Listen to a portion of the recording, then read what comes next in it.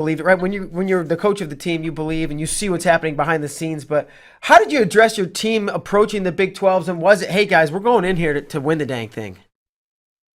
Well, I think that's a twofold for me. Obviously we're trying to qualify as many people as you can at the national tournament. Um, Second part of that, I think, is you're trying to get yourself a team title. And I think if everybody performs, and through the dual meet season, we really just didn't have we were one guy shy most of the time. We were 6-4 with a lot of teams or teams we lost to that were all ranked, and we were close to beating Iowa State, and one guy doesn't show up, then you're close to beating Arizona State, same thing. So, I really just felt like if we could compete to the best of our ability, and each guy does their job up and down the lineup, you'll have a chance. And when you're trying to get every guy through, to make to the nationals, that gives you your best chance to do well in the tournament. I think that the evening round on Saturday gave us much more hope because we went on a little run and had a bunch of falls and came out of the day up by I think 10 points. And so once you see that you're in position, then it starts to be like it's going to happen. But of course, I knew just from being at Ohio State that next round in the morning, that consolation round, those consolation semis to get in for third and fourth, were going to be a monster round for us. And that round we were only okay. We were 2-3, I believe, and I thought, oh, well, people are going to start creeping up on us. We still got to have another good round to finish this off. And we had 124 points. We were up by 8 going into the finals. We had 3 finalists. They had 3 finalists.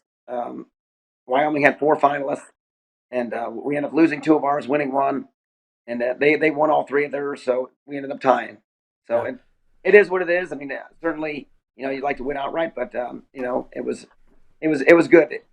I think we can do better as we continue to move along. Sure. As a lot of times coaches sit down with the team at the beginning of the season and map out goals. We want to win, and it depends where your team is. How good they are. Win X amount of duels. Place this at conference. Win conference. Place whatever at NCAAs. Is that something that you guys have that you do at the beginning of the season? Is like set out team goals. What Yeah. you? Oh, of course. I think you always got to set some goals, and winning the conference is the first step, right? And this year winning the conference and being in the top 10 was the goal. I think if we wrestle to our potential and you get Madrigal and Demas and Thomas and Woodley and Himes, they all wrestle to their ability. Then all of a sudden it's like, all right, you got 3 or 4 guys on the stand. You could probably make that happen. But everybody's got to perform. Everyone's got to go out and score points. You don't get a lot of points unless you're in the high profile rounds at the nationals. So getting in the quarters and semis are huge. So we just got to have some people really perform to do well. Sure. I got to imagine, you got the job in 2016, the 2016-17 season. It probably was unreasonable for you guys to set a goal to win the Big 12s. Is that fair back Yeah. then? Well, I think when I first got here, it's just first of all, I got here late, right after the Olympics. The recruiting was you're overwhelmed with recruiting process, procedures, the standards. You always have that in your mind, but I just didn't know what I was looking at just yet.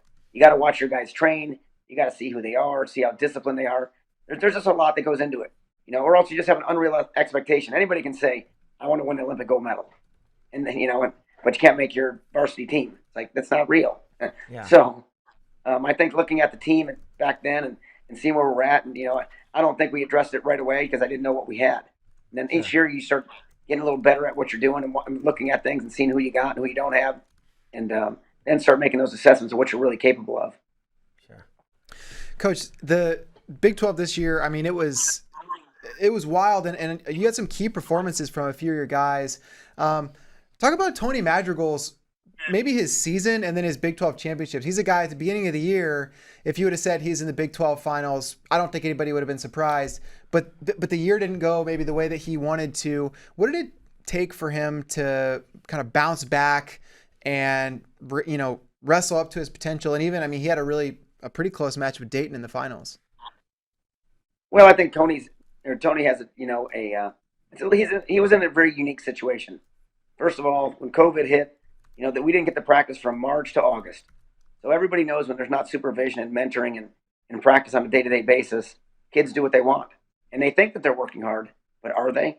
Yeah. Their weights they skyrocket. There was just he had a lot of challenges with that to start. And then we got to school, started our preseason. he was contact traced 4 straight times for 42 days. Then he got COVID over the break. So that's 52 days. So, I mean, I think he's, so that, you talk about weight issues, training, not being with his team, not being mentored, not the structure of our program can't help him. So I think he just had, it's tough. I mean, he started off ranked like 8th or 9th and ended up, and I kind of joked with him. I said, well, you finally did it. You finally took yourself out of the rankings. You finally wrestled so bad that it took you out. I kind of joke with him. We both kind of laughed because he'd been challenged a little bit, but I knew he was capable. I mean, the way Class Dayton Fix stands out, and then the rest of them to me they look very similar. Yeah. And whoever's going to wrestle, to their ability and do all the little things right. So, I think, to be very honest and candid, I expected him to be in the finals with Dayton. I didn't know if he would be on the other side or not, and once I saw the bracket, I expected him to be, in the finals with Dayton. So, I know from where he started to where he finished, he's starting to wrestle much better now. I think his timing is getting back, his weight's under control. And so I'm looking forward to seeing him have a really good national tournament now. Yeah, I mean that bracket is going to be really interesting. I can't wait to see where he ends up, where all those guys end up. And then 41, Dom Demas and Ian Parker, those guys wrestle. It seems like about once a month. They're just wrestling all the time. It goes back and forth, and like not just back and forth, but like the matches can look a bunch of different ways. Sometimes, Dom looks great, he's in control. Sometimes Parker looks great, he's in control. Other times they're really close matches. What was the message to him going into the finals with such a familiar opponent? Well, I don't think the message. I think that they've wrestled enough to know each other and what they're going to do. I think the thing that stands out after you watch the match, and like you said, they can go a lot of different ways, and I think they both know each other well enough that the matches won't get. The matches probably won't get out of control. I mean, there was one match that went out of control for Ian Parker, and that was in Vegas. But I think they kind of got a feel for each other now. But I think the impressive thing for Dom Demas was that he had to ride, and he won on riding time. He got a technical violation at the end, but at the same time, he was going to win on riding time, which is rare for him. So I think his improvement in that has made that adjustment has been good for him, and I think it could come into play next week. Yeah. 100%. That was really impressive just to see that discipline.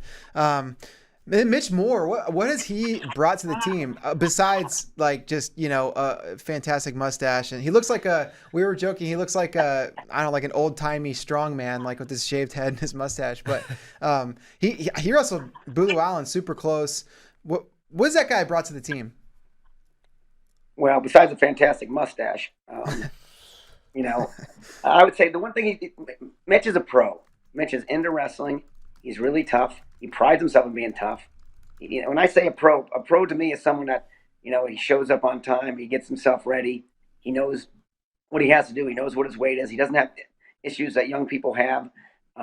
He wants to be successful. There's things that a pro always does. You look at, he's just a pro. He comes in, gets hot, does the things you're supposed to do. So I think his toughness and his pro-like attitude are things that, he brings to the table for us. And we needed that, because he's a tough dude and he prides himself in that, and wrestling hard, and it was close. I mean, there was a couple positions that if you watch that match, he stepped over him. He gave up 2, but he might have gotten 4. Boo slid on his back out of bounds. Then there was another position in there where he got a little hip tilt, which was close. So that match was really, really close. If he gets off bottom a little better, that match is a winnable one if things go that the way I'd like them to anyway. Sure. This is OU's first Big 12 conference title since 2002, right? We're looking at almost 20 years. What were you doing in 2002? Where were you? What was 2002? Well, I went to Ohio State in 2006. Yeah, I knew that. I was back in Edinburgh, Pennsylvania, probably trying to win the EWL. What do you remember about the OU teams at the time? Jack Spates and those crews. Obviously, I don't know if the things I remember back in those days, were probably guys like Tion Ware and Michael Leitner and people like that. And I know they had a pretty good run at one point when they had their Olympic program running well. With they had Sammy Henson and some people here, and Perler and Sean Charles and some people that were here training with those guys. And and it's always the recipe for success, in my opinion, is to get those elite guys wrestling with your college guys wrestling with your high school guys, and down up and down the ladder there. So but that's probably what I remember. Jack was the coach at the time, and you know, don't recall too many other things because when you're at Edinburgh University, you're trying to win the EWL and beat West Virginia and Pittsburgh, and then try to get yourself a couple All Americans every Yeah. year. Sure. I'm sure you know, right? They were, like you said, they had a good program. They were taking home trophies and doing well. And Oklahoma has had tradition for a long time, and then it kind of fell off. And you're bringing it back, but what's the I don't know? Have fans been upset that you guys haven't been at the top, and has there been any of this like, come on, we got to do it, Lou, and now you're there, but have you felt that over the first few years of your tenure? Well, of course, I think everybody thinks that you're just going to have this simple recipe and it's just going to happen overnight. It's like it just doesn't work like that. To get the right people in your program, to get the workload done, to get the culture to build. There's all kinds of baskets that things have to go in, from your fundraising for your Olympic program, to your academics, to your culture. So there's a bunch of things that you have to keep filling the buckets to make sure that you have all these things to build the foundation. And I think people don't get that part of it. They think you're just gonna, because it's OU, you're just gonna come in and snap your fingers and you're gonna win right away. And it doesn't work like that anymore. I think 20 years ago, Oklahoma State, Iowa State, Oklahoma, they used to get all the best kids. Yeah. I think there's a lot of parity now. Everybody's stealing kids. He's good. He's really good. Virginia Tech and NC State, and there's just a lot of teams out there now that get really good kids. And you got to be good at your job and coaching, but you got to get the kids as well, and you got to have the right system in place. And so, I'm sure there are people that think they expect us to win sooner, but you know, um, it is what it is. I just go to work every day and humbly just keep grinding away until it looks the way it's supposed to look. And I can't. I got to let the distractions. I got to keep myself focused on what I got to do. I can't have distractions like that. I just got to keep doing what needs to be done so we can be successful. You mentioned all these different, there's so many different parts. It's not just practice, right? We talked about this a little bit off camera beforehand. There's so many things that you need to work on and that need to come together to make a team and a program successful. What were or have been maybe the most challenging parts of your job and of trying to, working to get this program back to where it's been? The most challenging, OU is that, we have tons of support. Our facilities are fantastic, and we have some things. Let me just tell you things that obviously are really good. Yeah. We got a really good brand in OU. We got a lot of curriculums. The things I would like to see improve, is I want to keep building our Olympic program.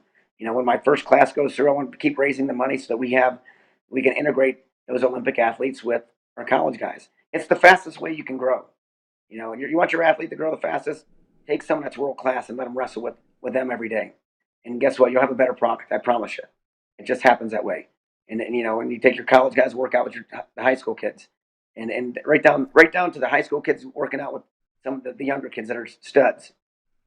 But if I could, and if I had a wand, I'd say, listen, I wish I, can get some more people involved in our Olympic program, get the resources needed to keep the people we need to keep, to go get people that we need.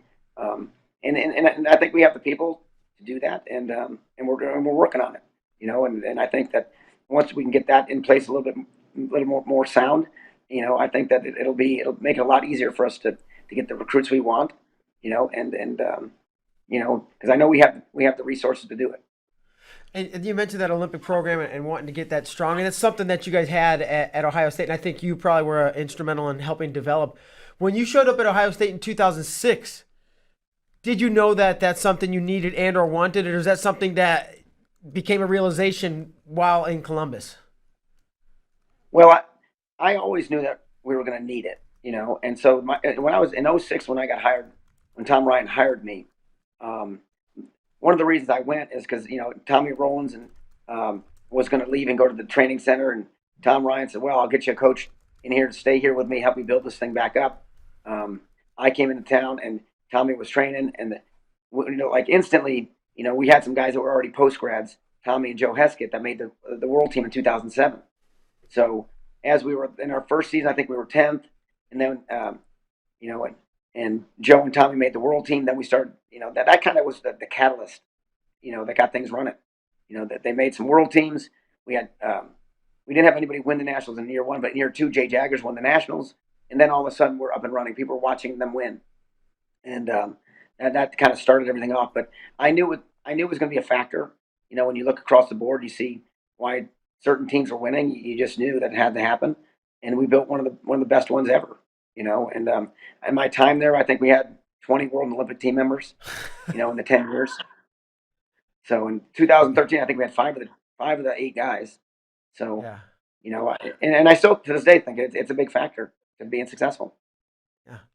Yeah, I mean, knowing the goals that you have, and also knowing the hungry fan base that exists at OU, I have to imagine that is like, winning the Big 12 is a big step to just kind of show that progress, get people to recognize in a different way, or maybe other people that wouldn't be paying attention, get them to recognize the progress that's happening. And I know in coaching, you're always telling athletes, like, control what you can control. That final session after 149, like, the team race is still very much up in the air, and now all the things you can control are done. They're in the past. What were those last 5 matches of the finals like, watching with no more athletes to compete? I mean, that must have been a little bit unusual.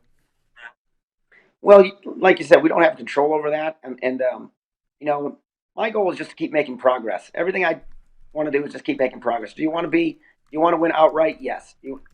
Were we happy with tying? I didn't have control over it. Once we were done wrestling, we were done. It was just a matter of whether Ferrari was going to win. Was he going to get a major, or was he going to lose? Right. So I didn't have control of that. So even though you want to keep building, there was parts of me that felt, listen, you just got to keep building, keep building. Is it great to win? Be a co-champions? Yes. Would you want? Does that? Everybody wants to win outright, though. Yeah. And so I feel like it's like, but after we were done, it's just there's nothing more we can do. So our part of it is done. Whether we won some matches or we lost some matches, we had no more control, which is always tough when you have no control. You just got to hope for other things to happen. Yeah. So I mean, Ferrari is like he's up big, like 5 or 6 points. There's blood time. He's like pumping up the crowd and like shooting the pistols and stuff. Are you guys? I mean, was your team just hoping so badly that Stephen Buchanan was gonna at least not get up to major and like maybe pull it out? That must have been a weird match to watch. Yeah, I think everybody was hoping that he was going to major him. I mean, he had lost him before. I think it's his only loss. For AJ, and so yeah, of course, everybody had probably a pit in their stomach, going, "Oh God, he's going to major him. He's going to major him." And then but he did. He did a nice job. Obviously, I'm sure their staff would say, "I was hoping he was going to win today," and not have to worry about giving up a major. But but I think our fans were probably I think everybody was probably kind of feeling that when you're that close to something, it's like losing and not making the Olympic team on referee's decision, right? And you're getting close. It's getting close, but you don't have control over that. When you do, when you don't. So I think most of our Sooner Nation was probably had a little pit in their stomach, going, "I hope he doesn't major him." So, I mean, you got to be honest. All you are is hopeful at that point. Yeah. So, but things happen the way they are, the way they did for a reason. It is what it is. You make your own breaks sometimes, and on Saturday night in the consolations, we made some breaks, and Sunday we could have probably won a few matches that we didn't. I think in the semis we took a hit with Justin Thomas and Franek, that we could have won, and so we just got to keep getting better. Keep when you get moments in time, you just got to make sure that you use them, and you get what you're supposed to. So we lost a few close ones too. So there's a lot of things that could have went either way in a lot of different areas. Sure. The idea of peaking and peaking at the right time. Are you doing similar things that you did last year leading up to conference? Or I guess how similar or different are you doing things at the end of the year? And how important is that, or how much of a factor is maybe how you structure or change your practice to the results you think you're going to have? Well, I think things are built around systems, and putting a system in place. First I'd say, I'm kind of a systematic person. And then the second phase of that to me is knowing the people, know your team, know know what he needs, know when to push, when to pull back, and when things don't look right, so, and being excited. This is the time of year that if you're not excited going into the NCAA tournament and you're not fresh and excited and healthy, it's hard to win. You're not going to win with a mopey attitude. You're not going to win, if you're not excited to be there. And you're not going to have a chance if you haven't done the work. You're not going to, it's not going to happen if things, if you're that guy that is dying to be done, So I just think that, having a system, knowing our athletes, knowing when to push, when to pull back a little bit, and that's part of being the pro. And, right? It is knowing what to do with your guy and who needs what. What do they need to be successful? Our job is kind of like the Olympic. Once your guys make the Olympic team or the world team, win the world team trials, it's like, what do they need, right? My job is to take stress off of them. My staff's job is to make sure that we get them what they need to be successful. Whether it's their water, get them a pair of shoes, whatever it may be, what type of power bar you want, whatever it may be. Our job is to alleviate stress, especially as we go down the pipe. So, and I expect my staff and myself to give them what they need. Do the things they need so they can perform at the best of their ability. But when it comes to periodization, I have a system that I use. I also, look at the kid and see if they look wore out, see where I think they're mentally, and then go from there. Sure. So it's ever changing, I guess. Okay, fair enough. Looking at the Big 12, and I think there's 14 teams. Is that right? I think 12 right now. 12 teams. Yeah. What was how tough was the Big 12 when you got there, and how much has it grown as far as depth and how competitive it is? Well, I'll just speak for OU's behalf. I think my first year we were second in the Big 12, and but we didn't have as competitive. Our team wasn't nearly as competitive as it is right now. I think that the changes that a lot of the institutions have made in the Big 12, you got Tim Flynn at West Virginia. He's really competitive. Wyoming's really competitive. I think every team's, like I said, we had 72 guys that were ranked in the top 33. We had 45 allocations. We had a couple at-large bids. So there's definitely people that are still really good that didn't go, that aren't going to be in the tournament. So I'd say it's becoming really competitive. And you add in a couple more teams next year, and all of a sudden our conference is really, really tough. And Iowa State's much better. Northern Iowa, like I can go on and on about, and because I know once you know who their leader is, they're going to do well. And so it tells you what you're up against. And so I think from where it started when I got here 5 years ago to now, it's a lot more competitive now. It's a lot more competitive. And I think that the leaders at all those institutions, they care about what they do. They're into wrestling, and they're hard to beat. Yeah, and we talked about that too, right? The depth of coaching around the country and how competitive that's getting, and knowing how competitive it is, right? From 5 years, if you could look back and go put yourself in your shoes 5 years ago, is Oklahoma where you would want it to be 5 years from 2016, 2017? Would you have liked to got there faster or on track or otherwise? Well, I don't know if anybody can ever say they're on track unless you win right away. At Ohio State we were 10th and 2nd, so I'd say that was pretty nice. But it was a different job, and it was a different program with different needs. Obviously I'd like it to go faster. Anybody that's building a program, it's like saying, "Hey, Tim Flynn, would you like your team to be awesome now or awesome in 5 years?" Guys, let's get this straight.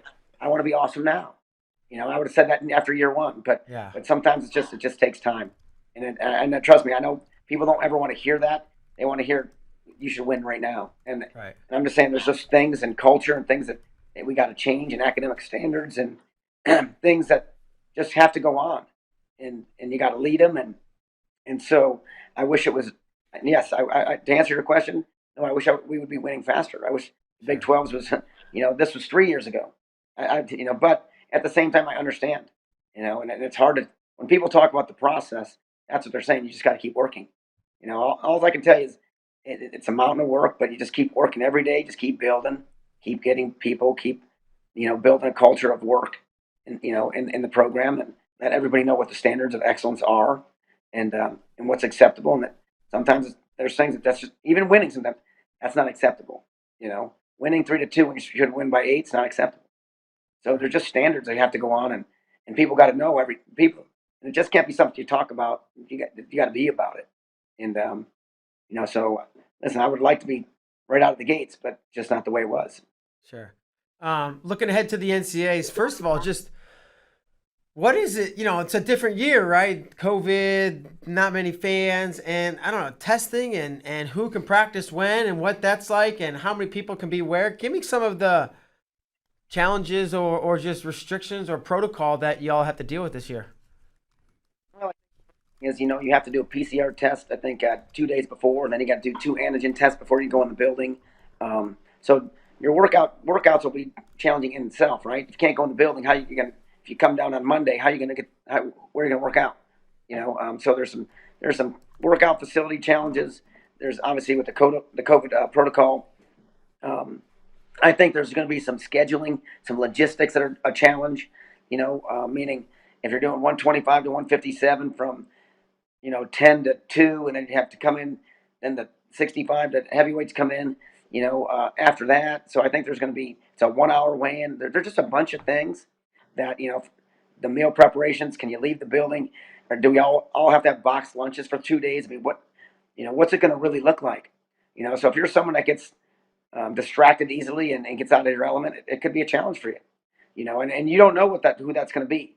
You got some people have everything ready for them, and I think that the NCAA tournament this year is going to be tough, not only in competition but just in logistics and making sure that your guys get what they need from making weight to COVID policies and protocols to who's in the building, who's taking 2 separate weigh-ins, 25 to 57 over here, 65 to heavyweight over here. They got food. Who's taking them?